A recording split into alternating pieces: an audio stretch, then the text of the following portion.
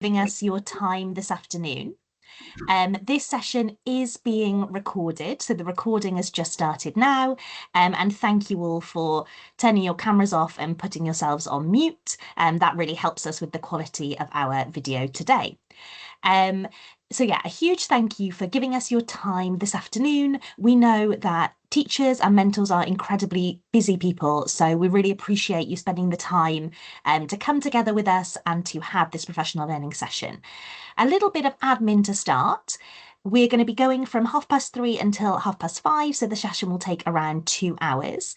This is a repeat of the professional learning for new mentors that happened in September. So if you were a new mentor in September and you had a student teacher already this academic year, you don't need to attend this session again. It's going to be the same slides again.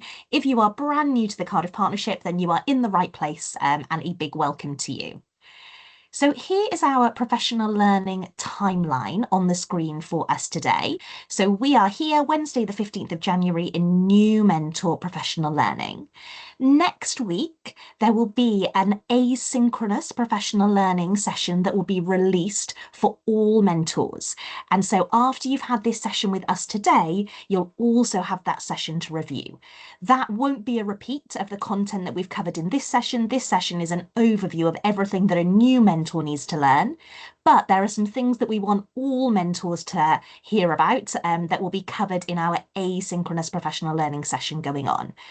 If you are a PGCE mentor, there are 2 other sessions. There's that one that you can see there on Tuesday, the 11th of February, top tips for learning and teaching observations. And there's one there on Tuesday, the 4th of March, top tips for progress reviews. There's quite a lot of information that we're going to give you in this session. And what we've found in previous years is that it can be helpful that just before those 2 key things happen, so before the first learning and teaching observation and the first progress review, it can be really helpful just to have a very short, the first one is half an hour, the second one is 45 minutes, where we'll just go through how to complete a learning and teaching observation and how to fill out the paperwork, and the same for the progress review. So if you're a PGC mentor, get those dates in your diary. And if you are a BA mentor, there is some bespoke BA professional learning on Wednesday, the 12th of February, and there's a top tips for progress review session there on Wednesday, the 26th of February. So hopefully you know whether you'll be having PGCE students or BA student teachers, and so please get those dates into your diary. A little bit about us. We are the Mentor Leads. My name is Sian Wickersham, and I am joined by my colleagues Emma and Kerry. Emma's got her camera on and she's waving. Kerry is here as well, and we together will be leading this professional learning session today. There we go. I see you now, Kerry. Kerry's got a camera on as well. We are the Mentor Leads, so we lead on all things mentoring within the Cardiff Partnership. You've got our email addresses there. There's also the Cardiff Partnership team, and you can see the email address there. So if you've got any questions about things like the Cardiff Partnership team site and questions around placements and things like that, that ITE email address is there for you as well. You will also have a senior mentor in your school, and so they will be the first port of call for any questions that you've got, and hopefully you know who they are, but that is us, the Mentor Leads team today. And then we've got some resources and communication and a little bit of information about these things. There is something called the Clinical Practice Guide, and this is a one-stop shop for all of the important information that you need to be an effective mentor. And the CP guides, my colleague Emma has put those into the chat. So there's one for PGCE, both primary and secondary, and then there's one for BA. And so basically everything that we're going to talk about today can be found in that Clinical Practice Guide. So that is resource number 1. The student teachers will have a PLP, a professional learning portfolio. You are probably familiar with this, you might have one yourself, and that is something that you will need to have access to. So when you have a student teacher in your classroom, in your department, you will have access to their PLP, and that is where you can see things like the mentor meeting pro forma, all of the assessment forms and the planning forms as well. Then we've got the Cardiff Partnership for Initial Teacher Education area on Microsoft Teams. This is where the resources from our professional learning session today and other useful resources and documents will be uploaded. So you can find any documentation that you need in this area here, and you will all have access to that. You've got your senior mentor in school, and they will have had senior mentor training, which covers everything that we're going to cover today as well. So everything that you know, your senior mentor will also know. And then there's a weekly senior mentor and mentor briefing that comes out weekly. So this clinical practice guide has got an overview of the whole year, including placement 1 and placement 2. The weekly briefing is a snapshot of everything that is happening that week. So that will come to you towards the end of the week, so on a Thursday or Friday, and that will have all of the information that you need for the next week. And then, as I mentioned previously, we've got the Cardiff Partnership admin team. So that ITE email address, and they are on hand. So if you've got any problems accessing any of these things, so if you're finding that you're not linked to your student teacher's PLP, you're struggling with accessing the area on Microsoft Teams, you can contact that team and they'll be able to help you get all set up. And then we've also got a YouTube channel, which the address you can see on the screen there. And there are lots of videos and resources there that will support you in your role as mentor. So if ever you're coming up to something and you're thinking, I'm not quite sure what to do here with this particular thing, the YouTube channel is a good place to look because there might well be a video that answers your exact question. And we're going to show you some specific videos that might support you later on in our session today. So what are we doing today? We're going to start off with an overview of the Cardiff Partnership, so who we are and how our initial teacher education programmes run. Then the middle part of our session, we're going to be focusing on your role, the mentor, and we've split this into 3 parts, starting with your relationship with the student teacher, how assessment works, and how you're going to support and challenge the student teacher that you're working with. And we're going to end with some action. So what is it that you need to do now? And our aim is that by the end of this session, you know exactly what it is that you need to do to prepare yourself to mentor your student teacher when they start in a few weeks' time. So to start, we're going to go big picture. When you think about the kind of teachers that you are hoping will flourish in your department, in your year group, in your school, what kind of teachers are they and what will they need to flourish? And you can think back to your own experience, perhaps as a student teacher. You can think about your experience working with new colleagues in schools, or perhaps you've mentored a student teacher before on another programme, or you're here for a refresher with us. And I'd like you to have a think about that and then pop your thoughts into the chat. So what kind of teachers are you hoping will flourish in your school? And what things will they need to flourish? Have a think and pop some of those answers in the chat.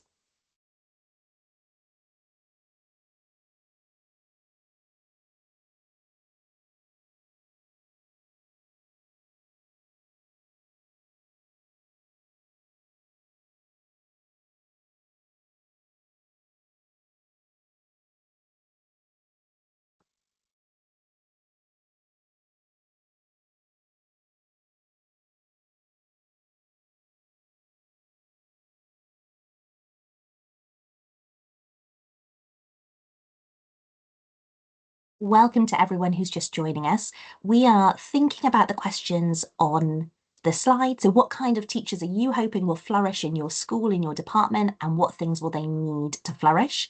And once you've had a think, if you could pop your thoughts in the chat. Thank you. I can see we've got... Thanks, Hannah. We've got a couple of thoughts in the chat already. Organised, creative, open-minded and professional. Yeah, all really lovely things that we would really like to see in our new teachers joining the profession. Observe and try. Yes, we often talk about that, the importance of not being afraid to have a go at something, to try new things. A mentor who remembers what it was like, someone who can provide advice and be understanding. Yeah, absolutely. I think we can all remember those first few weeks and months in school. There's an awful lot that's going on for our student teachers. And so keeping that in mind as a mentor can be incredibly important. being resilient, inspiring, creative, empathetic, supportive. Yeah, these are brilliant. Thank you, everybody. Professional, ask questions, listen, act upon advice given. That is incredibly important, isn't it? Knowing that when you receive advice, it's a gift. Feedback is a gift, and you need to try and put that into practice. Being passionate, innovative, creative. The fact that they need support, absolutely, and they've got a chance to explore. Organised, nurturing, open to the evolving curriculum, and knowing your pupils. Yeah, being adaptable, not being afraid to change. Being reflective. Yeah, reflective is often something we come back to, isn't it? Being able to think about your actions, not necessarily take feedback personally, be able to make those next steps. Being adaptable, asking lots of questions, building strong relationships, organised, perseverance, creative, and inspiring. Fantastic. Thank you so much, everybody. And at this point in the session, I always want to say that being a mentor is an incredible job, because by the end of the year, hopefully you'll be able to look at that student teacher that's been in your department, in your year group, in your classroom, and you'll be able to say, yes, I can see that they are passionate. I can see that they are reflective. And perhaps they weren't there at the start of the year, but that has been the environment that you have provided, the support, the challenge that you've provided to enable them to get to that point. And ultimately, we are working with the next generation of the teaching profession. And that is such an incredibly important job. And it's a privilege for us, but also we really appreciate the fact that it's a lot of work for you as well. And putting our trust in you as mentors. I'm always really reassured in these sessions that you guys, we all want the same things. We want the same things from our student teachers, and it's your support that's going to help them to get there. Thank you, everybody.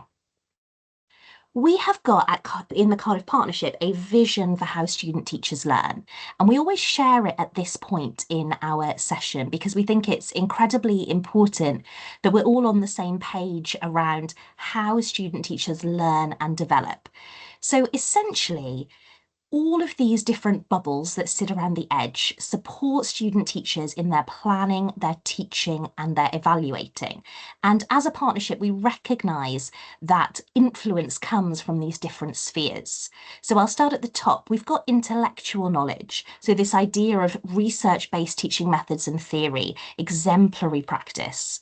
Then we've got knowledge about the learners, and some of you mentioned this, enhancing their practice by prioritising getting to know the children in their classes. We've got knowledge that they gain through their teaching, that experiential knowledge as they engage in the process of planning and delivering lessons. Then we've got professional practice and knowledge of established teachers. They're going to work alongside yourselves and also the other teachers in your school. And this act of mentoring benefits student teachers immensely. And it provides student teachers with access to your practical wisdom and knowledge. So you guys are teacher educators. You are supporting them through diverse methods. Then we've got their personal knowledge, identity, and beliefs. Student teachers don't come to you as a blank slate. They come with their own life experiences, their perspective, their own background, and this should hopefully enrich their teaching and shape their views on teaching and learning. And then that last bubble there, we've got knowledge gained through indirect practical learning. So this is where student teachers can explore, discuss, and debate subject knowledge, curriculum design, pedagogy, and develop that practical knowledge through these acts. So these are some of the different elements that we have got that work together to support student teachers with learning. And as a mentor, you're probably going to be doing lots of these things and supporting them along this journey. So let's start with AIM 1, a bit of an overview of the Cardiff Partnership. We have a research-informed clinical practice model of ITE, and this has been something that changed 4 or 5 years ago now. So if you did your teacher training with us within the last 4 or 5 years, this will be very familiar to you. It could be that this is new to some people. I'm going to give you a minute to read through that information on the slide.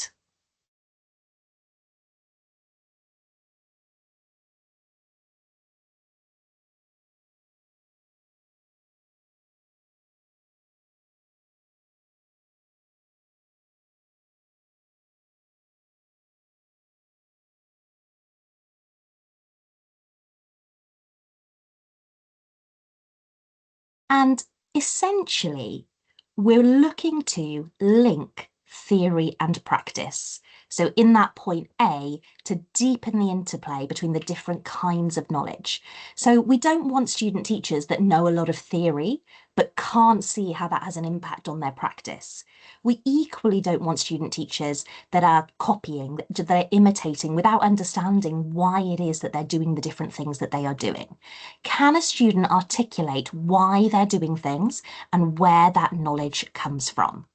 And so our research-informed models of clinical practice is what runs through all of the different things that we are asking you to do as mentors and all the things that the student teachers are doing as part of their clinical practice experience. Estin have also highlighted in their thematic report that student teachers sometimes lack the ability to use research to inform their teaching. And so this is something that we're always bearing in mind when we're planning our curriculum for the student teachers. Here is an overview, the composition of what the student teacher programme looks like. We use the term clinical practice in place of school experience here. So the student teacher has 2 clinical practice placements. If you are going to be a mentor on the PGCE, they will be coming to you on clinical practice 2. So the PGCE year, in the autumn term, so October to December, the student teachers do clinical practice 1. And then in the spring and summer terms, they will do clinical practice 2.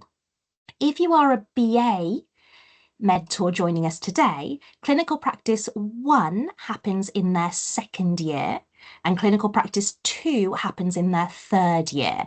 And so the student teachers coming to you will be on clinical practice 1. So PGCE teachers will be on clinical practice 2, BA, they'll be coming to you on clinical practice 1. Within clinical practice 1, there are 8 school-led training days, and those are led by the lead partnership school or alliance. So you should know if you're in a lead partnership school or alliance, and your ITE coordinator will be leading those days.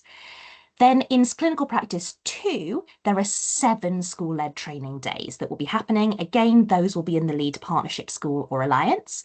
And then in both placements, the student teachers will have university-based training days. Those look a little bit different, and in terms of what day that is a bit different on PGC and BA, and we're going to get into that going forward. Alongside their school-based training, the school-led training days and the university training days, the student teachers are also working on 2 research assignments. So 1 in clinical practice 1 and 1 in clinical practice 2. They've got some inquiry-based tasks that they will be doing, and we're going to go into a little bit more detail on those later. And they've got their professional learning portfolio that they will be updating along the way as well. So hopefully this provides a bit of an overview of what the student teachers will be doing and what their programme looks like. The research-based assignments are still at master's level. So they are 2 formal assignments, and the research and inquiry entries support with the professional learning portfolio. So here is our PGCE primary and secondary programme structure. So PGC primary and PGC secondary are very similar to each other, but we tend to have slightly different days for SLT days and for university days. So you can see that block of red at the beginning. So that block of red is university. So the student teachers have 3.5 weeks in university at the beginning of the autumn term, and then they go on to the blue placement days. Green, the little green blocks are school-led training days, and then the red days are university days. And so that day is a Wednesday. So the student teachers will be with you Monday, Tuesday, Thursday, Friday, and then on a Wednesday, every other Wednesday, they'll go to university. Every other Wednesday, they will go to school. If we are on the PGCE, if you see the black lines that say Christmas holidays, so we are just after that at the moment. And again, they've got this block of university time, which is what we're in currently. And then they will come and join you when the blue starts. And at the end, or sort of in the middle-ish of this placement block, they've got 3 weeks where they're going to be with you Monday, Tuesday, Wednesday, Thursday, and Friday. So they've got blocks of 5 days altogether. Towards the end of the year, for eligible student teachers, we've got 3 enrichment weeks. So those are the 2 weeks before May half term and the week after May half term. If student teachers have met our final assessment by the start of those 3 weeks, they are able to do something slightly different during those placement weeks. If they haven't met that final assessment, they will stay with you for those 3 weeks, and then they will finish the 3 weeks in their placement classroom, placement school. And then we end with just under 2 weeks of university within June there. So this is the PGC primary and secondary structure. And then we've got the BA structure. So you can see here, if we look at year 2, when CP1 is happening, which is the placement that the student teachers are about to start mid-February, you can see that they've had a big block of university content, and then they are with you for Monday, Tuesday, Wednesday, Thursday, and then they've got SLT days on Friday. So it's a slightly different model. PGCE, they've got Wednesdays where they're out, and then BA, they are out on a Friday. So all that you need to know is the one that the one that matches the student teachers that you've got, but it's important to take note of which days they're going to be with you and which days they aren't for timetabling and planning their learning timetable as well. Okay, so that is our brief overview of the structure. And what I'm going to do is hand over to Kerry, who's going to talk to you about understanding the mentor role. Kerry, I can't hear you. You're on mute. Rookie error. Diolch yn fawr, Sean. Can you hear me now? Yes. Great, thank you. Yeah, so we're going to spend a few minutes now looking, first of all, deepening our understanding of the mentor role before we look at exploring some other factors within mentoring. So if we just have a little look at the first task. So what we would like you to do is have a think about the effective qualities, the qualities that you think are effective for a mentor. And if you would like to just pop some of these in the chat. So what personal qualities do effective mentors possess? And also perhaps looking at your aspects of what you're most looking forward to. So I'll just give you a couple of minutes if you think about the personal qualities and perhaps what you're most looking forward to in this role as a mentor.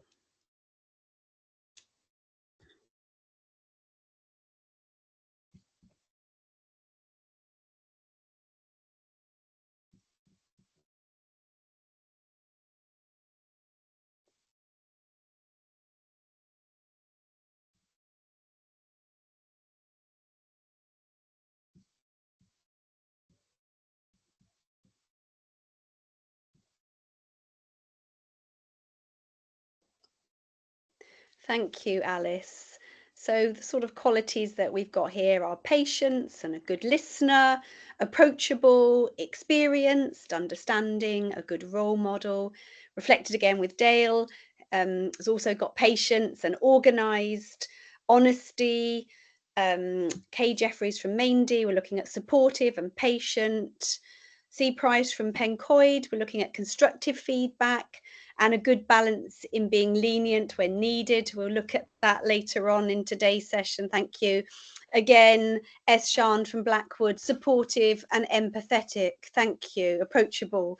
Lovely. Now they're all flowing in. Constructive feedback. Lovely, which includes recognizing and celebrating strengths. Indeed. Understanding, knowledgeable, open to change. Lovely. Elvin from St Illtyds. Thank you very much. What about what you're most looking forward to? Is anyone brave enough to give me some ideas of what they're looking forward to in receiving our students? So either on their first placement, if we're in the BA program, or they're in their second placement. Thank you, Dale. So watching the students grow and progress. Lovely, thank you. Sharing experiences. Thank you, Emma. Shaping new teachers into confident individuals. C. Lawton from Danescourt. Yes, indeed.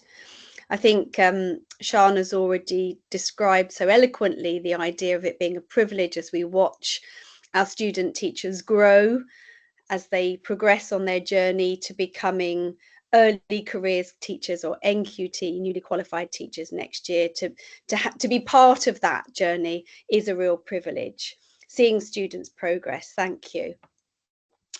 So in line with this, and you've articulated it so well this afternoon, the idea of the sort of the qualities that we're looking for.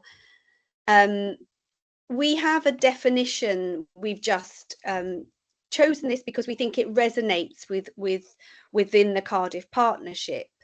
So the definition that we've come upon is one by Clutterbuck, and it's the one as a one-to-one relationship between a relatively inexperienced teacher. And again, Shana's talked about that earlier on, that our teachers don't come as blank canvases. They have lots and lots of experience, might not always be in the classroom, but they are perhaps relatively inexperienced. So it's that relationship between the mentee and a relatively experienced one, the mentor, which aims to support the mentee's learning. We've had that word repeated quite a few times, and development as a teacher and their integration into the cultures of the school and the profession. The integration into the cultures is really important. You are that gap, you're the bridge between what they don't know. They don't know how the staff room works. They don't know the protocol around who sits where and what cups to use and what the dress code is and all of those things that you have inside knowledge to. That's the sort of thing that you are going to share with them as they start their placements. Mentoring is seen as a necessarily developmental activity. Lots of us have talked about that progression, with the emphasis on empowering and enabling mentees to do things for themselves. So we're not telling the student teachers to do and copy us, but we want them to be agentic, and at the end of the CP that they leave us being able to enter the profession doing things for themselves. And we know that your role is vital.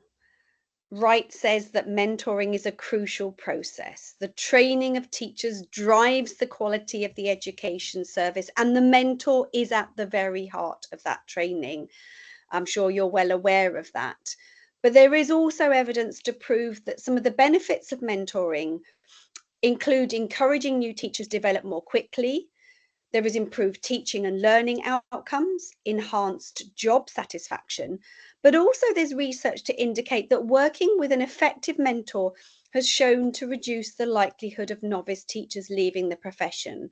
And in a time where we are struggling to recruit and also to retain teachers, your role is really, really vital, and we can't underestimate the role you have to play. So as part of that, what is it that our student teacher at Cardiff Met is entitled to, and how do you fit into their entitlement?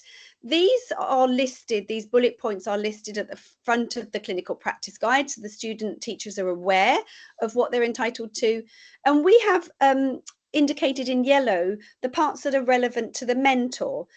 So the idea is that you will ensure that they have access to curriculum documents and school policies as appropriate. So the ALM policies, the ISPs, protocols around marking, protocols around feedback, that the student teacher has access to these and you provide them as appropriate. The student teachers are entitled to weekly planning, review and evaluation meetings during clinical practice, and we'll look at that a bit more in a minute. They are also entitled to ongoing oral feedback and formal written feedback in line with the Cardiff Partnership procedures. And again, we will go into greater detail about this later on. They're entitled to feedback and advice from the mentor and the senior mentor following the summative assessments. They have research and inquiry time, and again we'll look at your role in looking at research and inquiry time and ensuring that they use this wisely and appropriately. That they have a range of school-based experiences to help them gain an understanding of the many professional aspects of a teacher's role.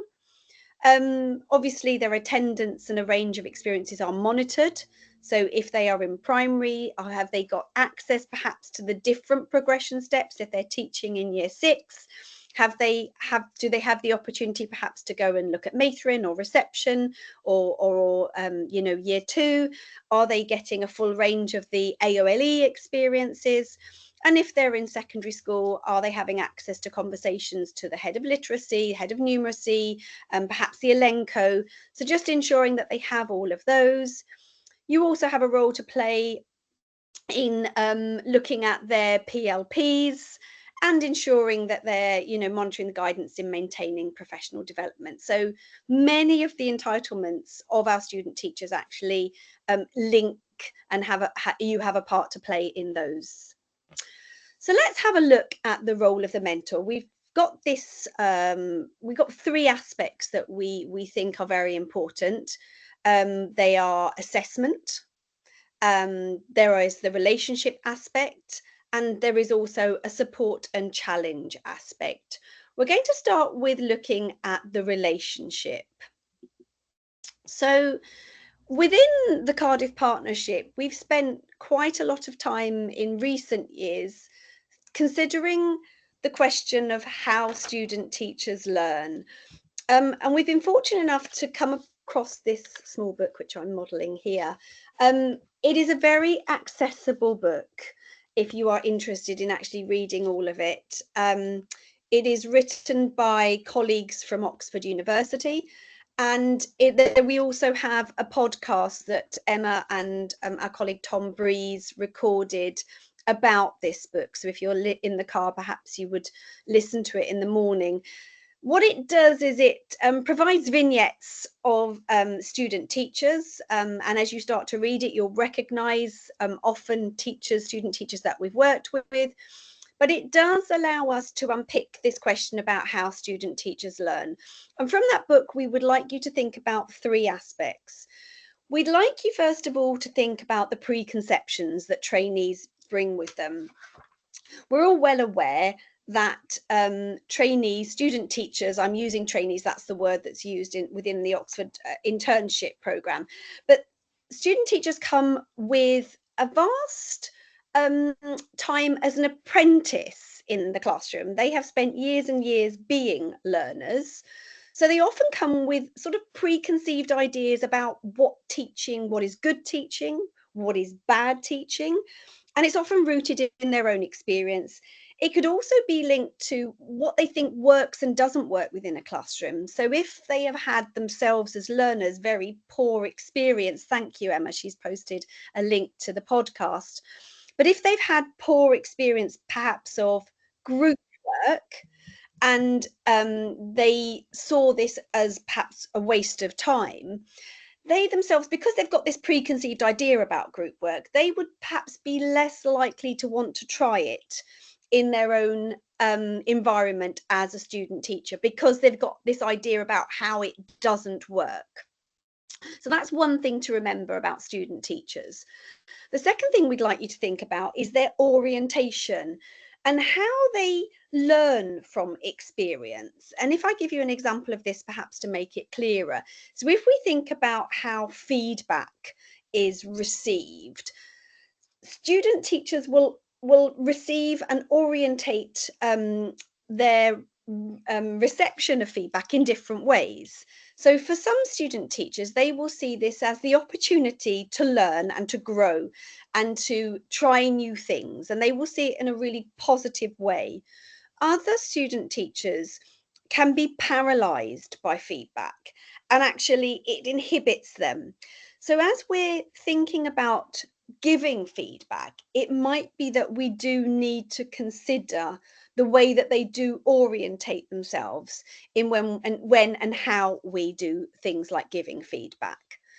And the final part of the jigsaw is to think about the impact of their emotions on how student teachers learn.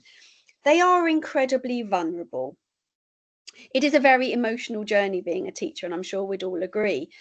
Part of it is the fact that as we receive feedback, often it is seen as a personal criticism of ourselves, and that can be really, really stressful for the student teacher. So we need to think about how they're going to respond, how their emotions perhaps are going to take control, and perhaps just bearing that in mind again as we start to unpick a lesson, or as we start to give feedback, as we start to just thinking about the emotional aspect of becoming a beginning teacher or learning to be a teacher.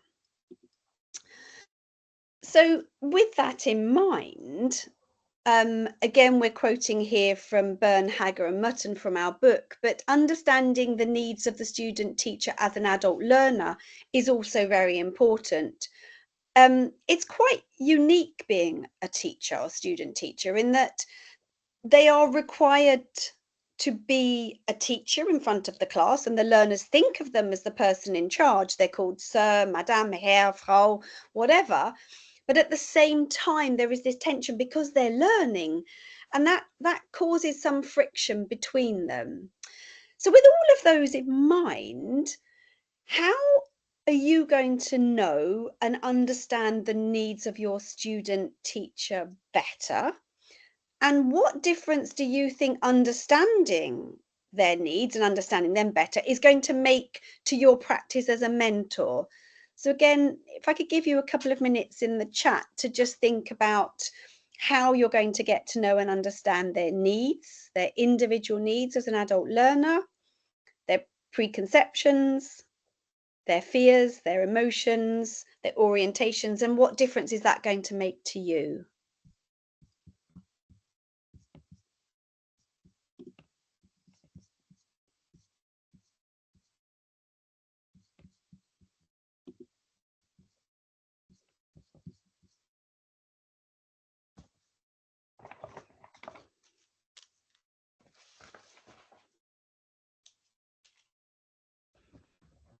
Quite a question for it. Thank you.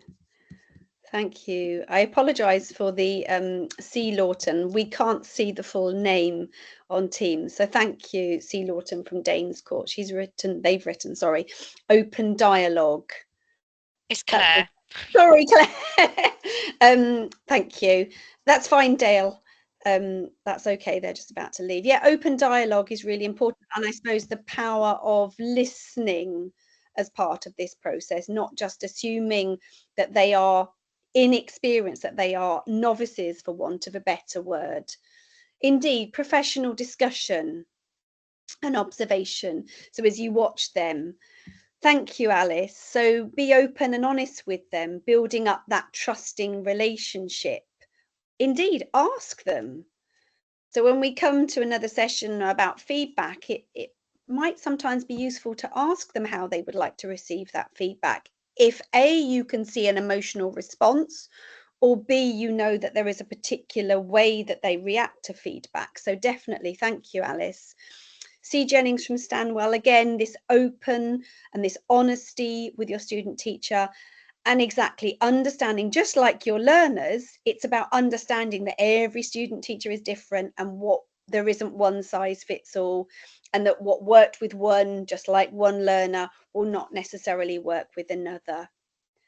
Great. So Jay Rogers has talked about having a chat about their strengths from their last placement. That's a great way to start, isn't it? You know, what would they like to celebrate about CP1? Ask what they believe to need to work on. Yes, not necessarily looking at a deficit model and all the things we need to do, but what would we like to celebrate? Decide how to work on these and don't be too hard. Absolutely. Thank you. M. Isaac from St. Illtyd, find out a little bit more about them. Let them know you've been there. Exactly, that idea of sharing commonality of experience. But yeah, definitely spending some time to get to know them and understand what they bring, you know, what experiences they have. Partnership working, definitely. I understood. Thank you ever so much for your contributions. I think that's great. And just taking that time, we think, is really important in this process. Just not to assume, to assume anything, to assume that they've done one placement, so therefore they're all at a certain level and they're all at a certain place, or B, to sort of assume that they don't have knowledge and they don't have experience. So that's great. Thank you ever so much. So as part of this relationship building, you will allocate 1 hour and there will be a weekly meeting with your student teacher. We've written that it should be prioritised to take place at the start of the week, and we've also written that it should be timetabled, but we absolutely understand the constraints that occur within schools. We understand that timetables were written back in June and July of last academic year, and that maybe you didn't realise you were going to have a student. So we understand all of that, but in an ideal world, we say Monday and Tuesday because it allows the student teacher time to sort of make reflections as they go through the week and then actually do something about what we've said often. And also it puts a sense of priority, that you prioritize this and it's not just tucked away in Friday afternoon at the end of the school day. In this meeting, we feel it's really important that the student teacher takes ownership of this meeting, and we'll show you in a minute the template that is on the PLP that they will use. And this is a way of scaffolding the meeting and ensure that all of the necessary admin, but also all the necessary parts are discussed. And also it will allow the student teacher to pre-fill some of the information as they come to the meeting. So during that time, during that 1 hour, some of the activities that you might do might include a well-being check-in. You will be encouraging them to set the agenda and ask questions. There will be some synthesis of feedback on their teaching. If they're in secondary, you might not be the only person that they are working with, and you might be synthesizing then feedback from other colleagues. There will be a PLP check-in, and in fact it's really useful if as they come to the meeting they've just got their PLP open, and that means that they can type and complete that form as they're going along. There'll be some time for planning and assessment, research and inquiry check-in, and then some time for any other admin. Sounds like a lot. I realise it does sound quite full and you only have 1 hour. This is the mentor meeting template that the students have. And what I said about actually starting to fill it in before they come to the meeting is that the first part says progress. So the idea is that they come to the meeting and they've already written something about the key strengths of the previous week and perhaps their targets for next week, including references to the professional standards. So it's something that they can bring, and maybe together you could also work on, maybe they bring the strengths and then together you can perhaps work on some targets. They should also bring their reflection on research and inquiry in whichever form that looked like, whether they read literature, whether they had a conversation with the Elenco, whether they observed a colleague teaching a different AOLE or a different progression phase. So those could be done prior to coming, and they can share those with you in the meeting. And then during the meeting, you'll think of actions for the following week. You know, what is it that they're going to prioritize? You might be at the stage where you can be a little less prescriptive with the R&E, and you might be allowing them just to go and focus on what they feel they need to improve on, whereas for others it might be more prescribed. There'll be some notes on planning and teaching during this meeting, and then and that will allow them to have all of that in one place. And if they complete that during the 1 hour meeting, then they don't have to come back to it and fill it in at another time.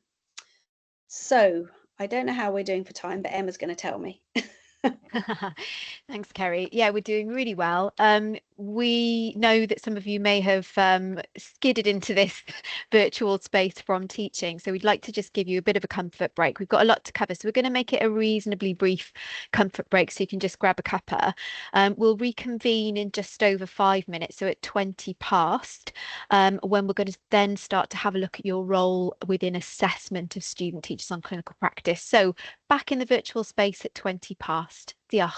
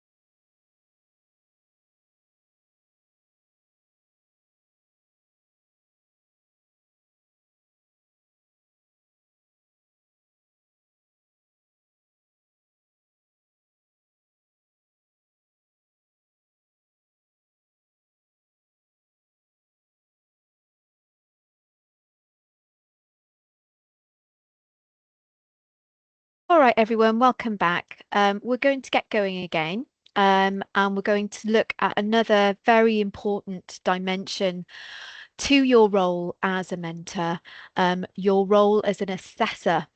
And there are sort of some complicating factors, I guess, in your role as an assessor within our programme. For all the reasons that Kerry has sort of alluded to in the previous section, that you are there to really build a relationship with your student teacher, to get to know them well, to support them. But that can sometimes be in tension with the fact that ultimately it will be you who makes judgments, final assessment judgments about their practice.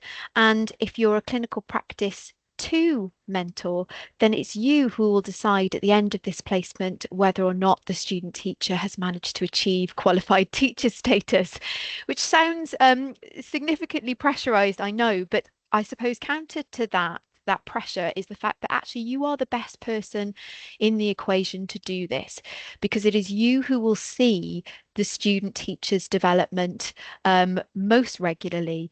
You will see it most closely, and due to all of the qualities of mentoring that you've all talked about as being really important earlier in this training session, such as the need to have professional dialogue, that sort of open and honest relationship, hopefully any sort of tensions in that role of being an assessor, but also someone who is quite nurturing, will be navigated through that openness, through that open dialogue, through that honesty. And I think somebody put it really well earlier on, that you need to be fair, but you also need to be quite firm as and when you need to, because I guess you are, and we are, the gatekeepers to the profession, and there are standards that we expect of student teachers because they're working so closely with our pupils, and we want to keep those standards high. So without further ado, we're going to get into the nitty-gritty of assessment. We're going to sort of talk about the nuts and bolts of it, the paperwork involved. But before we do that, we will have a look at the sort of principles of assessment that underpin our approach in the Cardiff Partnership. We'll look at the standards. So everything that I'm about to cover in this section, you will find in the Clinical Practice Guide. So for BA, for those of you who are having a BA Year 1 student teacher, in your Clinical Practice Guide, it'll be Appendix 7, Assessment of Student Teachers on Clinical Practice. And for PGCE, for those of you who are welcoming CP2 student teachers, you'll find this in the Clinical Practice Guide in Appendix 8. So all of the content that I'm talking about now, you'll also find there. So as you would imagine, as you would expect, you will have a role in informal, sort of formative assessment with your student teacher, where you'll be giving them day-to-day feedback on all aspects of the professional standards. And this might not just be about the classroom practice. You will probably be giving them feedback on their capacity to collaborate with other colleagues, on their capacity to adopt a professional demeanour. So it'll encompass all aspects of their role as a teacher. You will give them that formative feedback, particularly with regard to lesson observations, in what we call sort of colloquially the blue book. They'll all come to you with a blue exercise book where you can write that formative feedback based on every lesson that you observe. And as Kerry mentioned earlier on, if there are other colleagues in secondary who your student teacher is assigned to teach, then the expectation as well is that they will also write some notes in the blue book based on the observation of the student teacher's teaching. And that will be useful to you as the mentor, because as Kerry also mentioned earlier, you'll be able to help the student sort of synthesize that feedback and really find a way forward in terms of their next steps. And of course, the way that you work this formative feedback can be based on the needs of the student teacher. I'm not going to dwell on that too much, because in our all mentor professional learning, we talk a lot about different types of mentoring conversation. So you can think about changing your practice depending on the needs of the student. And then we've got two forms of formal assessment that you will complete when the student teacher is with you. We call those learning and teaching observations and progress reviews. And I'm going to talk about each of those in a moment. But before I do, I'd like to talk about the sort of principles of assessment that we adhere to and that we asked you to apply as mentors in the Cardiff Partnership. And just to give you a bit of background, this comes from the work and the research of somebody called Carol Steele, who spent a lot of time observing and researching out in the field novice to expert teachers. So she saw a lot of them, and from this was able to identify certain qualities of their practice as they progressed from that novice status all the way up to the sort of inspired stage, as teachers become really experienced. So we've drawn upon the sort of language that she uses to identify those different stages of progression, from unaware to aware, from aware to capable, and from capable to QTS plus. And I'm going to talk you through now what we mean by those different terms. Now, you probably heard the term unaware, and felt maybe a little bit of a strange response to that. You know, why would we want, why would, you know, it would be maybe a little bit tough for a student teacher to hear that they are unaware. But if we think of the reality of being a novice teacher, there are certain concepts, practices, facts, skills pertaining to teaching that until you start to learn, you may never have come across at all, in your life up to that point. So concepts and practice such as differentiation, you might be familiar with that term, but it might not mean to you, in your previous experience, what it does within the teaching profession. So at the unaware stage, the student teacher is relatively unaware of important information relating to pedagogy and human development. As Kerry mentioned and as Sian mentioned earlier, they will come with some existing knowledge and experience and beliefs, usually based on their experiences as learners, but perhaps they've had some experience as a teaching assistant, so there'll be some things that they're familiar with. But as those facts are learned and new skills are attempted, their understanding increases. So it's perfectly normal and acceptable for a novice in some areas at the very beginning to be unaware. So for those of you who are mentors working with student teachers for Clinical Practice 1, there are some things that will be brand new to them, and that's okay. At the aware stage, we see student teachers begin to master those concepts, those theories, and the context-specific information that relates to pedagogies that they're attempting. You all mentioned earlier on, or several of you mentioned, the importance of them getting to know their learners. And actually, it's very difficult to move beyond unaware until you get to know the learners that you're working with. So we can see that coming through in the description of aware here, that as soon as they start to gain more knowledge and understanding of the pupils they've got in front of them, the context that they're in, they can begin to master them. But the important distinction to make here between aware and capable, and it's really important to bear this in mind, is that when they're aware, they understand these things, but you wouldn't want to leave them on their own in the classroom because they're not yet able to independently and confidently apply that practice all of the time consistently. So ideas and techniques are put into action, but they might be sort of first attempts. They might need to be quite heavily scaffolded still by you, the mentors. There's still a level of dependency there, on you as the mentor, and they might not always turn out as expected. And again, really normal stage of development for any kind of learner. So if you're a CP1 mentor, it's likely that you're going to see a lot of unaware and aware practice within your student teacher. That's not to say that it's unheard of for student teachers to get capable by the end of their first placement, but the important distinction to make here, firstly, is that when the student teacher reaches capable in all 32 elements of the standards, that is the point at which we are saying they are eligible for qualified teacher status. We will confer qualified teacher status at that point.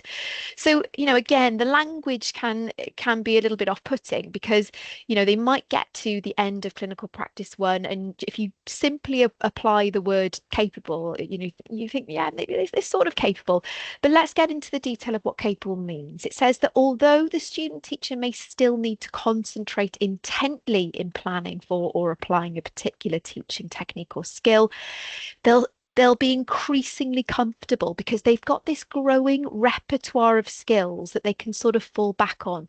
They're able to be independent. They don't need a mentor in the room who is on hand to help out and to jump in if necessary. So of course, that's the point at which we're going to say, yes, you've got qualified teacher status, you can fly on your own, you're okay to stand on your own 2 feet without having a mentor in the room with you. So really important to note that that is the point at which we say they're at qualified teacher status. And so they're going to be on a journey from unaware to aware to capable during placements 1 and 2 when they're with you. Now, of course, we want our student teachers to be aspirational. So we've also got QTS Plus. For Carol Steele, she called this the inspired phase. And what we've done is we have aligned QTS Plus with the induction descriptors. So these are the sort of qualities and outcomes that an NQT at the end of their newly qualified teacher year would be demonstrating. So I would use QTS Plus quite sparingly, but also use it as a point of challenge for those student teachers who are really excelling in certain areas of their practice. So there we'll expect student teachers to be showing that their practice is firmly embedded, the concepts, the skills, the pedagogical approaches, they're firmly embedded and they're really consistent. So important to know that that is the sort of philosophy that you're going to be applying, and there is language associated with those different stages that we'll have a look at a little bit later on.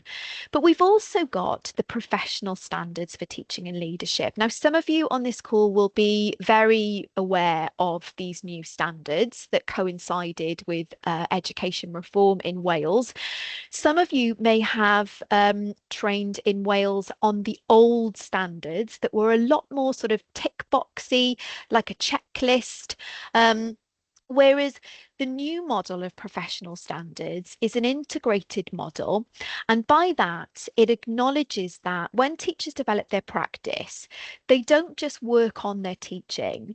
In order to advance, they need to collaborate with other members of staff and with other stakeholders in education, such as parents and carers, the learners themselves.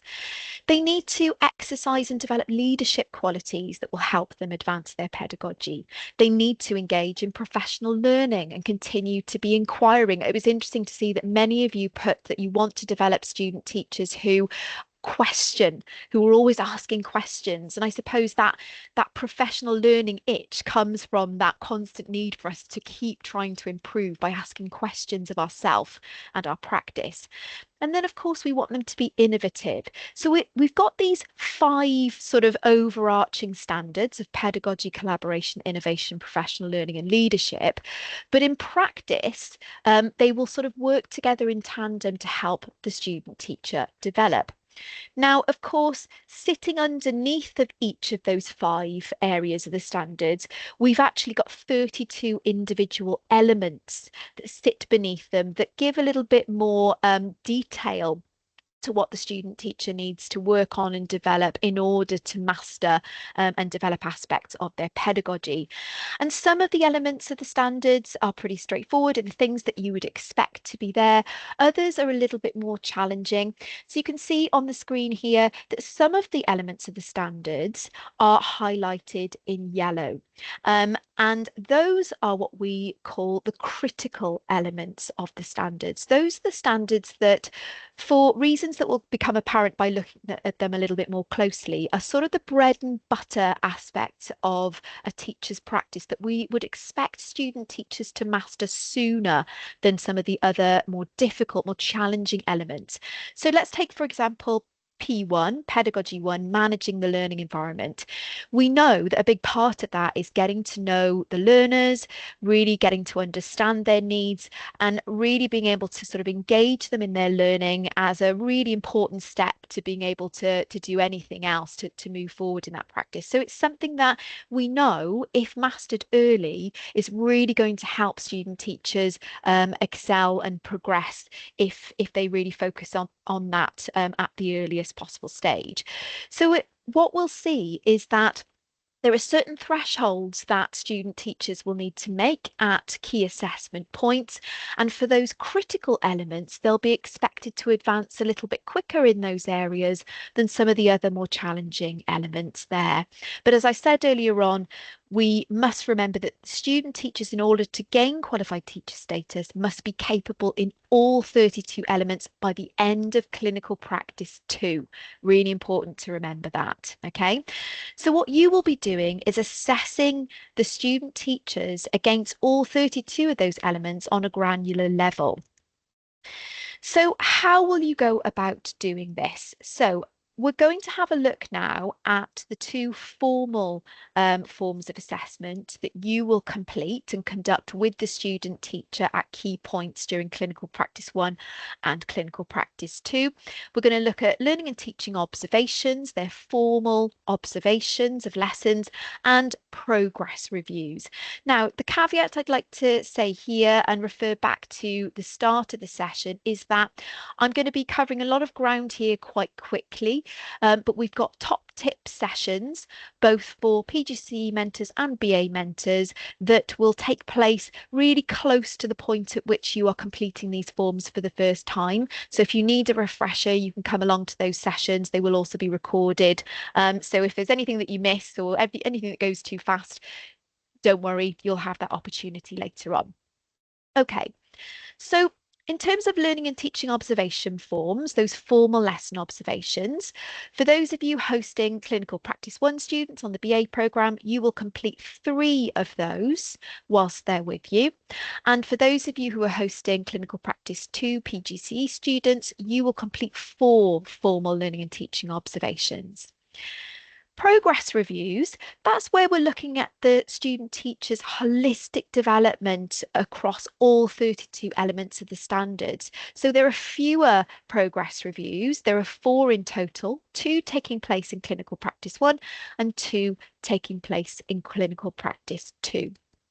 Okay, so what I'm going to do now is I'm just going to take a step back. We're going to have a look at the process of completing a learning and teaching observation form. I'm going to actually transfer now to the PLP. So if you just bear with me whilst I switch to the screen that I'm demonstrating to you now. And perhaps colleagues on the call can just let me know when they can see that. Yeah, we can see that. That's wonderful. Thank you very much. Okay, so what you've got here is the PLP. This is my little sandpit version, which is one that I made earlier. And you can see that across the top, you've got all the different tabs that the student teacher will be responsible for completing the bulk of the content in. And the one that you will access most regularly is the assessment tab. And you can see in there, you've got 2 familiar titles there, learning and teaching observations and progress reviews. So let's have a little look at learning and teaching observations. Now you can see that if I'm a clinical practice 1 mentor and I'm doing my first observation of my student teacher, then I've got observation 1 here. Note that by accessing the drop-down menu, I've got quite a bit of guidance in here, including a very quick link to all of the professional standards there as a nice quick aid memoir. I've also got what we call the continuum of effective practice. Now, this is something that we didn't look at in lots of detail. We talked about unaware, aware, capable and QTS plus, but it's worth having a look at some of this language that we use that will help you when you're determining the student teacher's outcomes in learning and teaching observations and in progress reviews. So you can see that the sort of language that we use to describe a student teacher at the unaware stage is that perhaps the classroom practice is quite limited, perhaps a particular approach that they're using, let's say an assessment for learning approach, is quite underdeveloped. Maybe they haven't even considered it at all. Maybe the way that they're using some of their approaches are quite superficial. Maybe, in fact, they've attempted something and it's had a negative effect at this point. So you can see how that sort of language contrasts with the language of aware, where here, instead of limited, their pedagogy, their practice is developing. There's some impact. It's maybe that they've introduced a particular approach, But in comparison to capable, it's not mainly embedded. We wouldn't say at this stage it's wide ranging. We wouldn't say at this stage that it's mainly consistent when they're at the aware stage. And I suppose you can see by comparing and contrasting the language of aware with capable, you can probably see why we're quite comfortable at the capable stage of a student teacher being able to fly on their own, stand on their own 2 feet, and be on their own in the classroom. So that language is going to be useful to you when you're doing learning and teaching observations and when you're completing progress reviews. So back to the observation itself. So you can see here that the form has got cells for you to complete all of the information, you know, the sort of bog standard information that you'd expect for an observation, the data took place, who was observing, etc., whether they're on clinical practice 1 or 2. You'll have a drop down menu where you can select the student teacher's course. So of course, if they're secondary, they're on a particular subject pathway. If they're BA, are they year 2 or are they year 3? If you're a CP1 mentor, then they're year 2. And then a bit of detail about the school. And then we get into the form, okay? So remember that a learning teaching observation is of an individual lesson, a lesson that you will decide upon with your student teacher. So it shouldn't be come as a surprise or a shock to the student teacher. So you'll negotiate what lesson it's best for you to formally observe.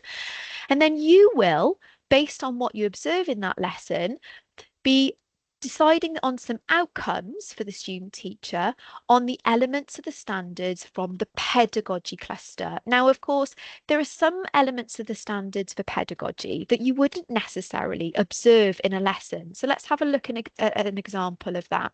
If we go to the professional standards and we look at P5, that's all about involving partners in learning. So the importance of positive involvement of parents and carers. Now, you wouldn't necessarily observe anything that links to that in a lesson observation. And so in the observation form itself, you've got the option when it comes to these elements of the standards to click not applicable. But for the ones that do apply, you're looking at the language associated with unaware, aware, capable, QTS+, and you're deciding on the outcome based on what you've observed. Okay, so you will make those judgments. And then underneath that bank of elements of the standards, you've got the ability to leave commentary, to leave constructive feedback. And I'll model to you the sort of feedback that is going to help the student teacher in a moment and the sort of language that you might use there. So you're using that opportunity to justify the outcomes that you've identified here and to give them some constructive commentary about how they can progress. Then you've got the next bank of pedagogy elements. And again, you'll go through the process of making your outcomes clear, of giving constructive feedback in relation to those elements, and moving on to the final 6 elements of pedagogy. And again, you will make your outcomes clear and you will leave commentary.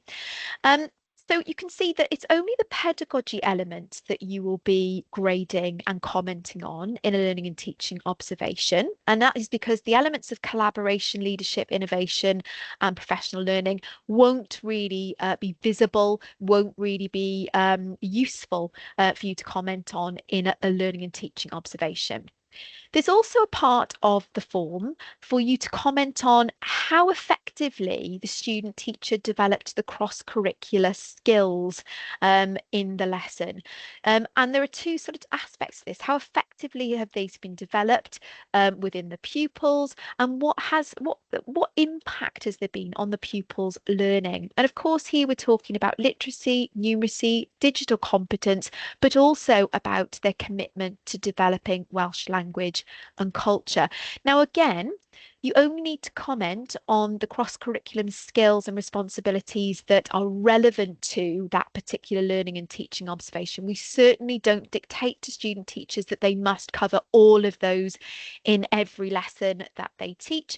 It's about making meaningful connections to those skills and meaningful development of those skills in the context of that particular lesson. You've also got a place to just leave some brief comments about anything to do with the professional attitudes and behaviours of the student teacher that you think are worth mentioning here, either praising or perhaps giving them some constructive critique on.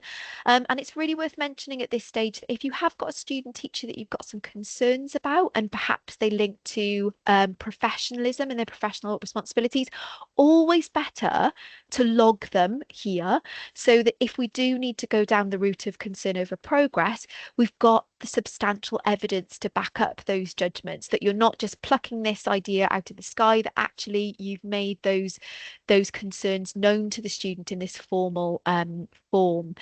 We do ask you to give a judgment on 2 of the leadership elements of the standards in a learning and teaching observation form.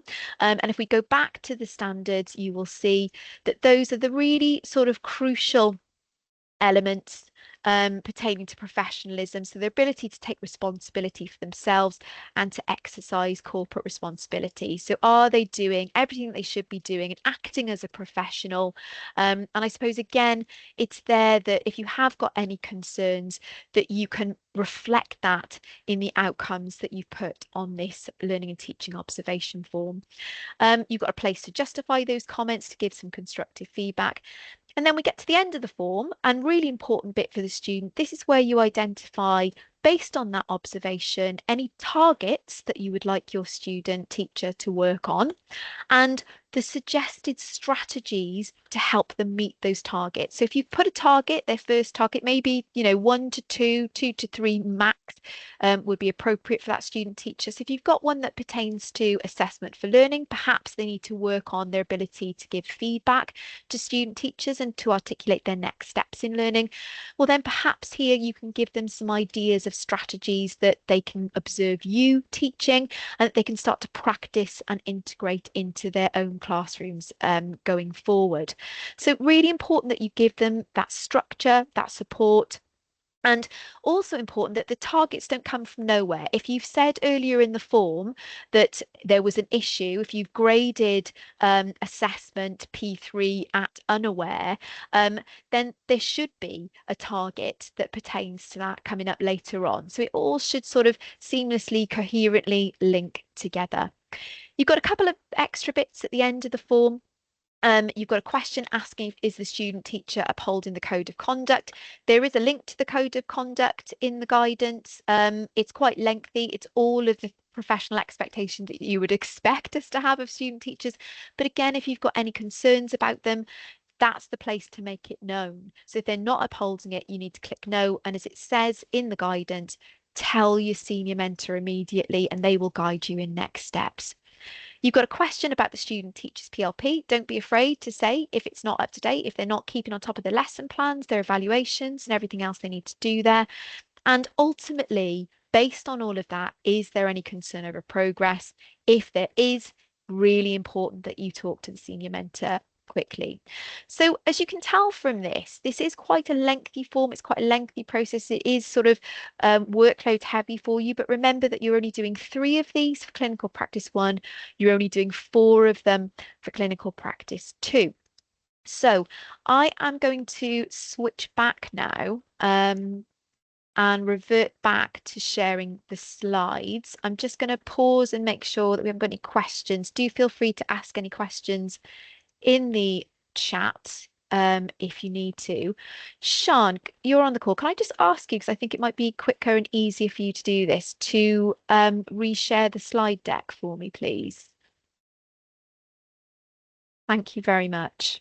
Okay, just bear with me whilst I navigate back to where we were. Thank you very much. I appreciate that. So I'm just going to take control so that I can lead. Okay, so as I said, I was going to return back to the sort of commentary that we're looking for in the learning and teaching observation forms. And I guess this is all the sort of good practice in giving feedback that you as experienced teachers will be familiar with. So you can see here, I've got a couple of screenshots from the PLP. This is an example for a PGC secondary maths student who is on clinical practice 1. And so you will notice certain things about the feedback and the outcomes that this mentor has identified following the lesson observation. I just wanted to pick up on a couple of important things. So firstly, the feedback is constructive. It includes advice for improvement. So this student teacher is being told that differentiation was limited. Some pupils were unsuccessful in the lesson due to too much challenge. So the mentor is advising to try chunking the lesson, and they give some examples there. So constructive feedback that really helps, particularly a student in CP1, is going to be very beneficial.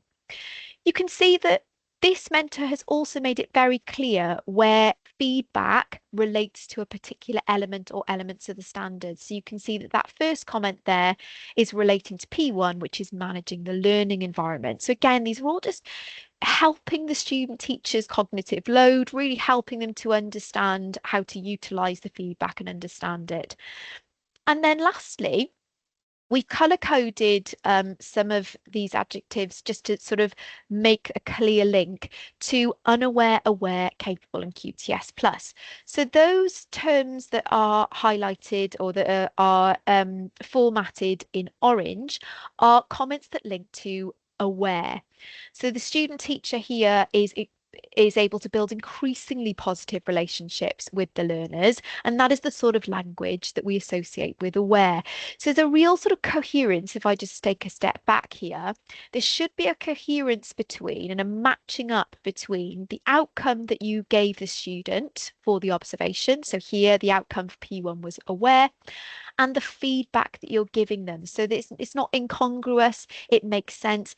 Equally, you can see this student teacher, and this is totally understandable, for differentiation is only at the aware stage. And we can see that again, we've got language that links to the unaware stage, as I modelled to you earlier on.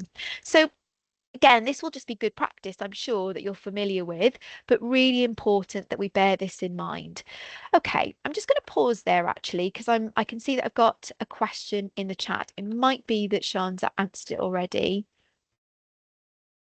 Do we have full access to the completed observation forms? Yes, yes, you do. And of course, if you've got a student teacher for clinical practice 1, you won't have anything on their PLP. You'll be the first person to complete it. But yeah, it's a really good question. It was Claire, I believe. And this is going to be in some ways useful to you. But I would give a strong sort of warning here and just be mindful that you might have a student teacher join you for clinical practice 2 whose profile for progress review 2, so the final progress review for their first placement, it might be glowing. It might have, you know, lots of capable. But of course, transitioning to a brand new environment, getting to know new learners, new policies, building relationships with new colleagues, new learners, might cause them to take a few steps backwards before they can move forwards again. So I would just bear in mind that, you know, if you've got a student, I'm sure you all would do this, that if you've got a student teacher who looks like, yes, they were absolutely flying for CP1, but then that doesn't bear resemblance to what you're seeing in the early sort of teaching opportunities when they're with you, just bear in mind that they are learners. They might step backwards to go forwards, that it's not going to be a nice, neat linear trajectory. Okay, so moving on to progress reviews now. And again, I'm going to sort of go at this at a rate of knots, but remember, you've got the top tips session down the line. So the progress review process, the philosophy here, because these are the two, there are 2 of them that will take place in clinical practice 1 and 2 that will take place in clinical practice 2. The philosophy here is they're not done to the student by the mentor. So there's no discussion, there's no dialogue. The mentor fills out the form and says, this is where I think you're at, end of story. The philosophy is that the student teacher takes ownership of their development, that they're part of that process, that they've got 3 steps that they need to take before they hand over to you to have a look at what they've done before you can meet together and have a meaningful discussion about where the student has judged themselves to be, if that tallies with where you perceive them to be in their progression. And then when the form is completed, it's done with that dialogue, with that sort of sharing of minds, sharing of perspectives, all in mind. So you're both on the same page and you know where you're going when the student's moving forward. So what is the process? The student teacher, in preparation for their progress review, and it's worth me mentioning because I haven't mentioned it before, that all of the dates for when the learning and teaching observations and progress reviews take place are in the front, in the first few pages of the clinical practice guide. So you don't have to work those out. You will know in advance when a learning and teaching observation is coming up, when a progress review is coming up. So the student teacher, in preparation for the progress review, will go through the process of self-assessing themselves against all 32 elements of the standards. So they will be using the unaware, aware, capable QTS plus descriptors. We give them a lot of input on this at the university to help them to make these judgments. So they will self-assess. From that self-assessment, they will do what was called a synthesis of progress. So they're going to be looking to see where their areas of strength were for that particular part of the placement, and where their strengths are in their practice overall, and where the areas for development might lie, the things that they're going to need to focus on between now and their next progress review in order to keep themselves moving to that ultimate goal of capable across the board by the end of their second clinical practice. So they'll do quite a bit of work. They will write a synthesis of progress on the PLP that will produce these targets and areas for improvement. And once they've done all of that, they will let you know, and you will be expected to have a look at what they've self-assessed and to read the synthesis of progress. And from that, you're going to get a real sense of, how they're perceiving their progress. And it might be early days, particularly in clinical practice 1, that they might be a little bit too harsh on themselves, they might be a little bit too generous. So then you can sit down with them and having meaningful conversation in the progress review meeting itself, where you home in on some of those elements, maybe where they've underestimated themselves, where they've overestimated themselves, and start to sort of probe that a little bit and sort of refocus, moderate their judgments a little bit, so that when it comes to you writing up the final progress review form, there are going to be no nasty surprises. The student teacher knows and understands where they're at and why, and you're in it together in terms of what their next steps are. So it really should be done with them, not to them. Okay, so again, I'm going to stop sharing this now, and I'm going to go back to the PLP so we can just have a very quick look at what that looks like there. Again, Sian or Kerry, if you could just let me know when you can see that screen, I'd be very grateful. Yeah, we can see it. Diolch. Okay, so I'm back in the PLP. I'm navigating all the way back to the start of this submenu. I'm locating progress reviews. And if I'm a CP1 mentor, I'm going to go to progress review 1. If I'm a CP2 mentor, then the first progress review I do will be progress review 3, because they will have done their first 2 on their first placement. And coming back to Claire's point in the chat, if you're a CP2 mentor, you'll be able to go back and have a look at the student teacher's first 2 progress reviews that will give you a snapshot of their development. So let's go back. Let's go to progress review 1. Now, something I just want to flag up here that's really important that I haven't talked about yet is these CAP thresholds. CAP stands for Key Assessment Points. We love an acronym, don't we, in education? Key Assessment Points. And basically, key assessment points are the progress reviews. There are 4 of them. And so every time we reach a CAP point, there will be a threshold that the student teacher is expected to meet. I talked about those critical elements and the expectation that student teachers will advance a little bit more quickly in those. So let's have a look at progress review 1, what the threshold is. So for student teachers on their first progress review for CP1, and this will be at the midpoint of their placement, they must be achieving aware against the 10 critical descriptors. So those are the yellow ones. So they have to be at a minimum of aware.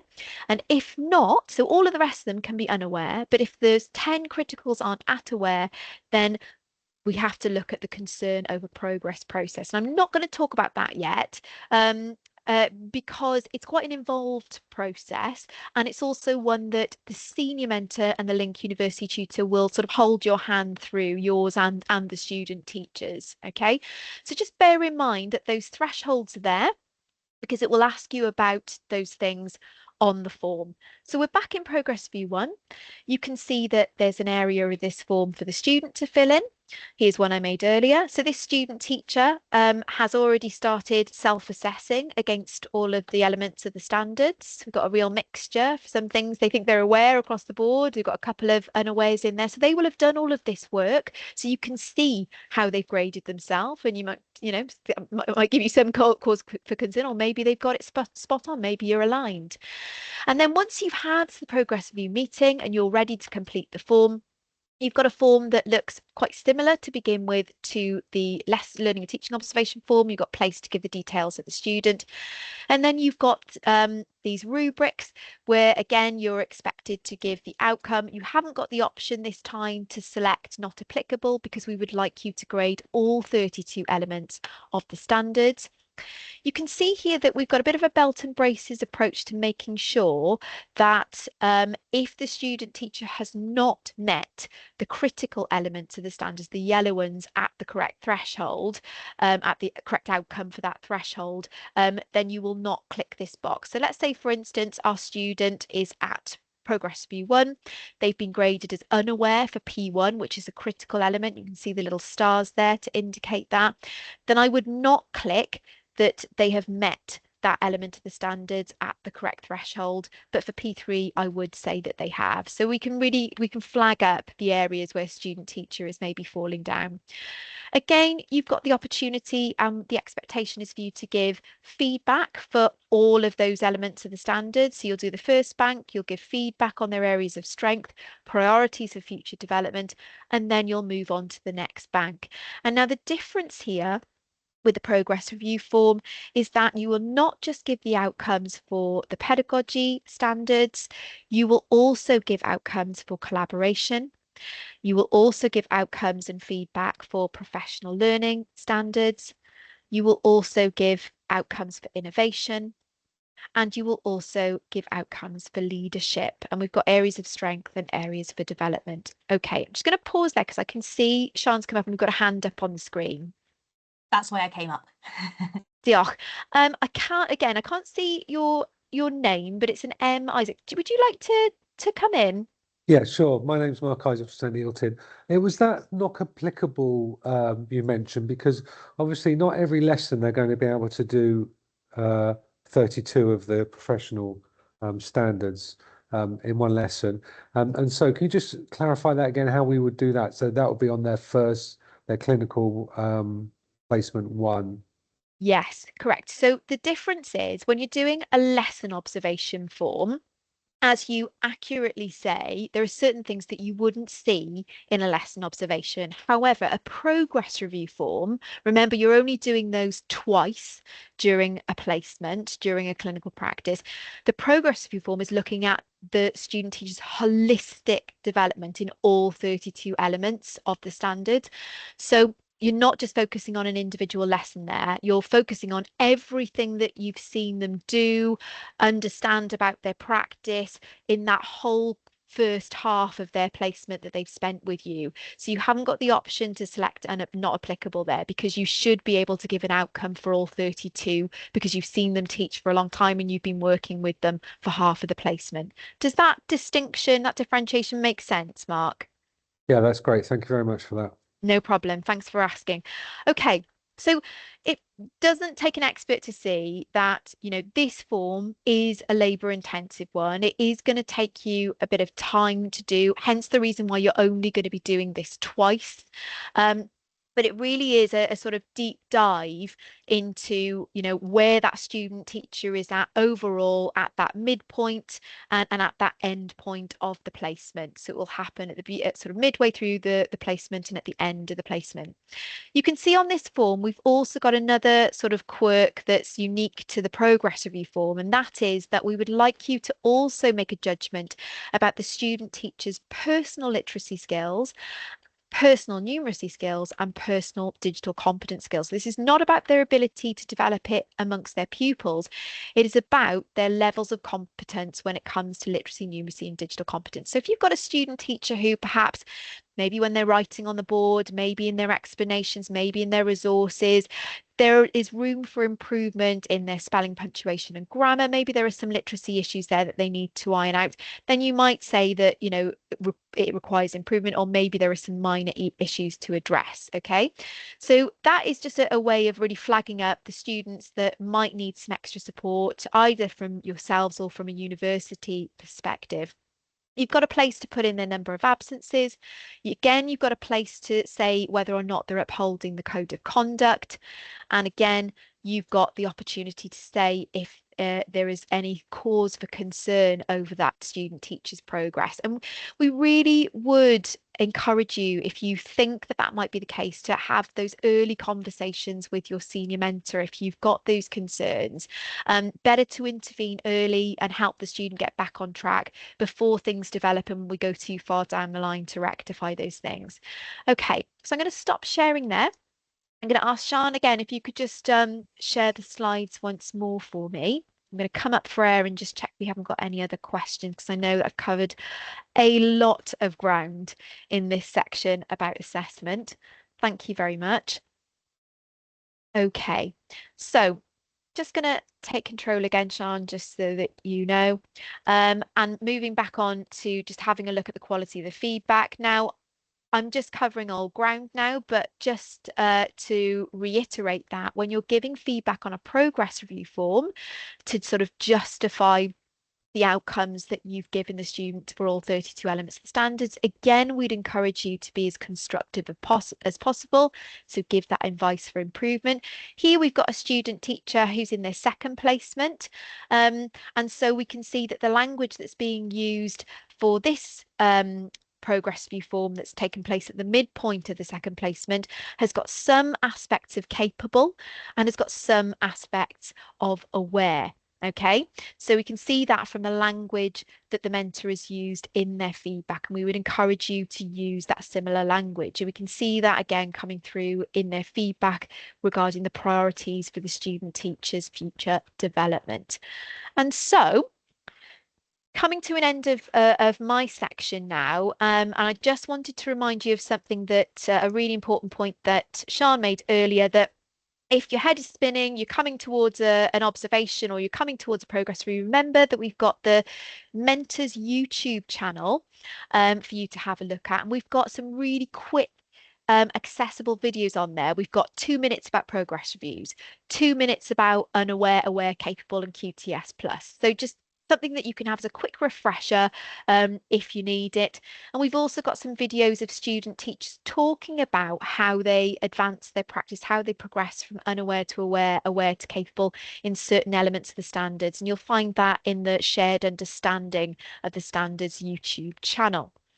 So the last thing that I will say before you have another well-deserved breather is that you will have access to the student teacher's PLP. You will be asked for information from your senior mentor that you need to help them with as quickly as possible in order to get you set up and attached to the student teacher's PLP. And don't be afraid to raise the alarm if you can't access it. Sometimes we have a few teething problems. You'll need to make sure that they're engaging with it. Sorry about the typo there, the video demon on the next slide. It should say demonstration. We've got a very short video, which is a tour of the PLP. That's on the Clinical Practice Moodle site. And I think that's it for now as far as assessment goes. Now, Sian, Kerry, we have come to a comfort break now, but I'm mindful of time. What are your thoughts on this? I think let's power through, and if we finish 5 minutes early, I'm sure no one will mind. Absolutely, Good. I feel the same. Yeah. Good. I guess this is a rolling comfort break. Go grab a cup and keep listening if you can. Okay, handing over, I think, to Sian now. Diolch. Yeah, thank you so much, Emma. And so for our final section, I am going to talk to us about support and challenge. So this is the final part of your role. So we've talked about building a relationship, we've talked about the assessment, and now we're going to finish with talking about support and challenge before getting on to a little bit of an action planning time for you. Essentially, part of your role in facilitating the clinical practice model is to set targets for your student teacher to work towards. So when you are working with a student teacher, you're going to be looking at their practice holistically, you're going to be looking at them as a whole, and you'll be thinking, in order to improve, in order to get to the next stage of development, what is it that that student teacher needs to work towards? And these targets can come from several places. They might come from that informal day-to-day feedback, that formative feedback that they're getting day on day. Perhaps they are teaching a lesson and you think, I'm not quite sure that the pitch of that activity for a particular pupil with additional learning needs was right. So you might have a conversation about that after that lesson, and set them the target that they are going to work on pitching that particular learner activities and work slightly more appropriately for that learner. Then we've got our formal feedback, as Emma's talked us through. So we've got our learning and teaching observations, and we've got our progress reviews. So these are your more formal snapshots of a student teacher's progress at a point in time. And it might be that there are some particular gaps that you want to set as potentially bigger targets. So say you're at a progress review, and you are seeing that differentiation, P2 is something that is still aware, and by the next progress review, you need it to be capable. So differentiation might be an ongoing target that comes off the back of that progress review.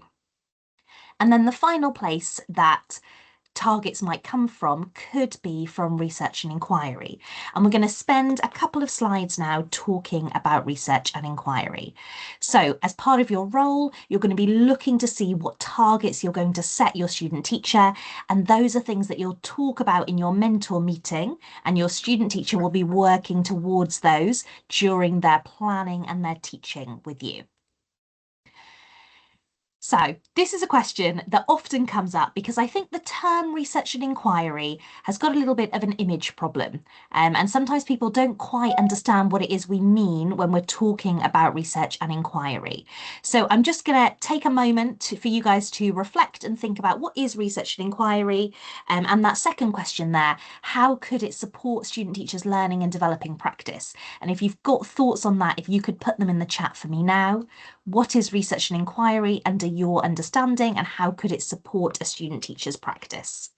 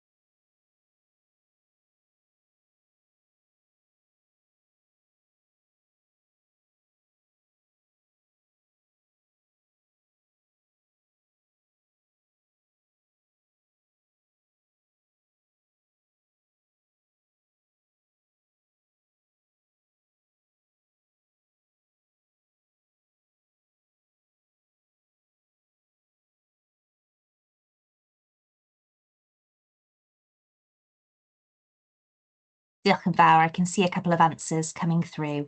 So yeah, the opportunity to see other subjects and how the environment might be managed differently for certain learners, e.g. PE and maths.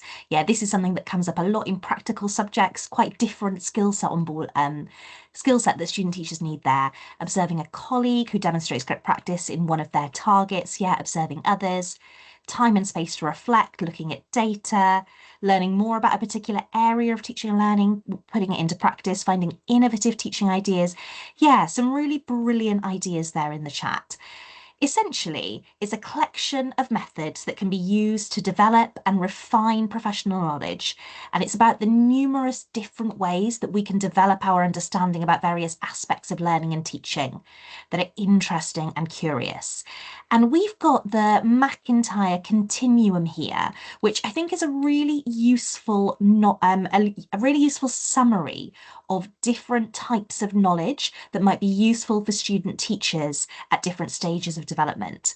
So the message here is that there isn't one guaranteed approach or strategy that will always work in every situation. The classroom is a really messy place. It's a complicated environment where there's loads of different things going on. And research can provide us with ideas and considerations to explore. And practitioners will be able to show us and tell us what might be effective in given situations and contexts. Something to note here in particular is that student teachers often will struggle to see some of the things that experienced practitioners will be doing, and needing to have that conversation with a more experienced teacher where the teacher articulates what they did can be a really powerful experience. They might observe you teaching and say, well, that was brilliant. I thought you did a brilliant job. And you might say, okay, so what in particular was it that I did? And they might look at you and say, you know what, I'm not exactly sure, because they can't see all of those independent steps that you're taking. Sometimes it might be appropriate for a student teacher to do some reading in research and inquiry time.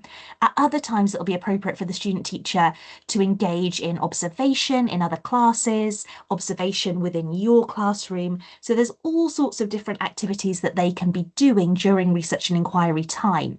But you'll notice when we get to the timetable, the learning timetable that Kerry's going to talk to you about in a minute, that they've got quite a lot of time for research and inquiry.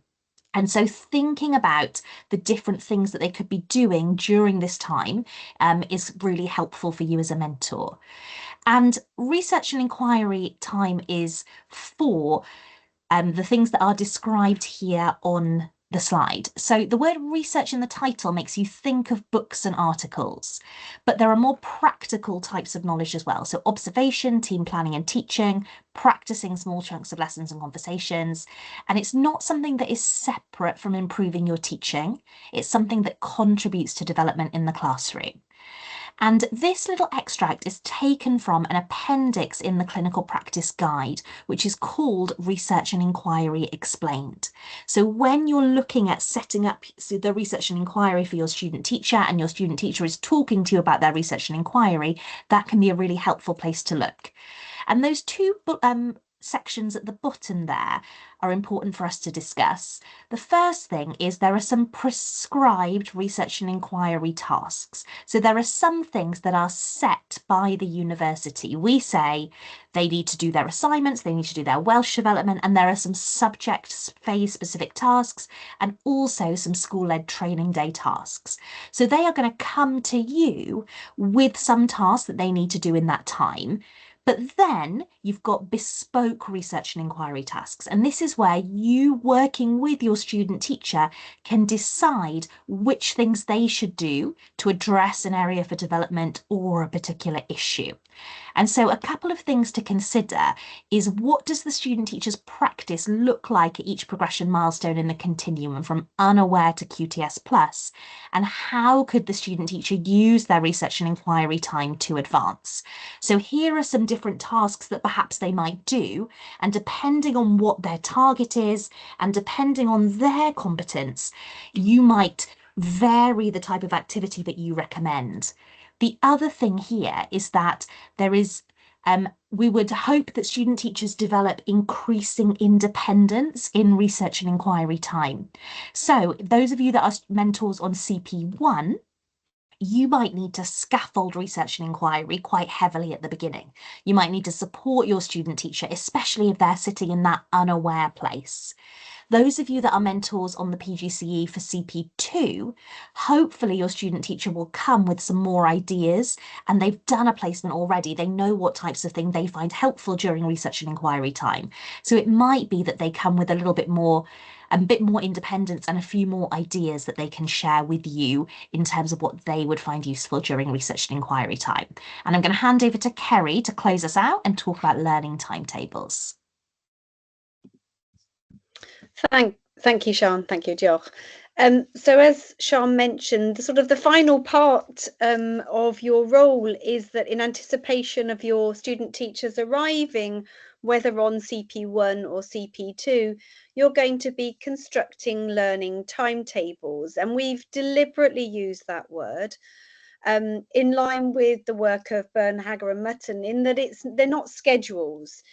It is about thinking how the student teacher is going to get to the final place, and the careful judgments that you need to think about when creating these and putting these together, and how they are an important mechanism for support and challenge. We're very fortunate that the CP Guide helps us with this process, and towards the start towards the start of your clinical practice guides, whether you're BA or PGCE, there is an overview of what this looks like, and it gives very, very prescriptive timings to the day, to the week. So we can see that as student teachers, whether PGCE secondary or primary, come to clinical practice 2, they're going to start with 4 days of research and inquiry. And during that time, as Sian has alluded to, we're not just saying that we're asking them to read books or to read academic articles or papers or publications. We're looking, for the most part, that will be either deliberate observations of the classes and the lessons, but it also might be observations of other colleagues and other departments within the school.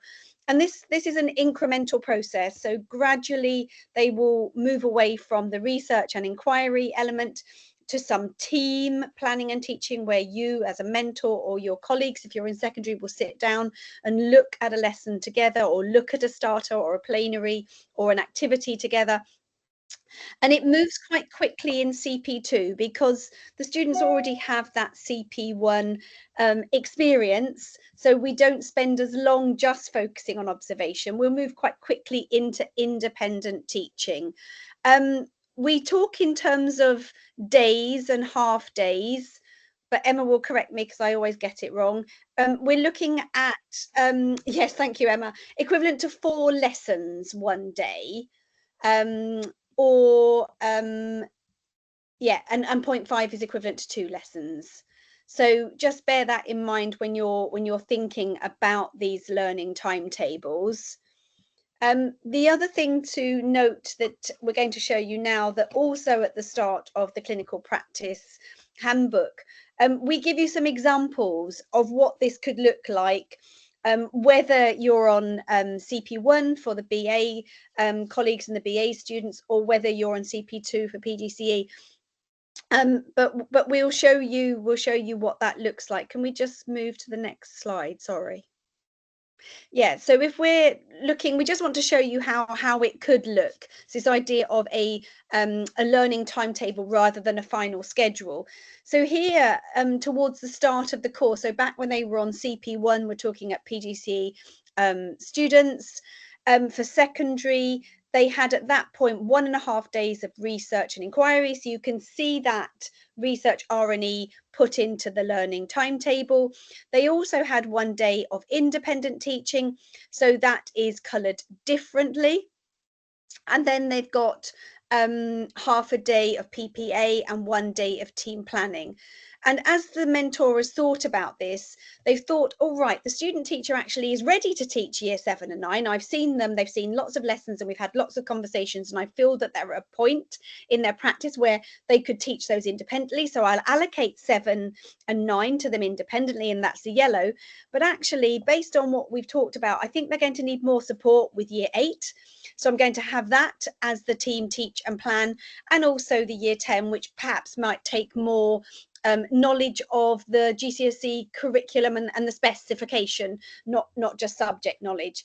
So with the ultimate aim, the final goal is that the mentor would want these to be all taught independently. So in their head, the mentor has a final goal, but has to stagger it in such a way that it meets the requirements of the clinical practice guide, but also is adhering to the needs of the student teacher. And if we look then at what that could look like a few weeks later, you'll see that there is 2 days of independent teaching. So those year 7 and 8 that the mentor had already decided back earlier on that they were capable to teach on their own, those are still there. But those lessons that had been part of team teaching and planning are now independent. It's retained the R&E, and there's still PPA, and you can see the mentor and the senior mentor meeting on their learning timetable. So just think about what you would like as the final goal, and then work backwards, again basing it on the needs of your student teacher in front of you.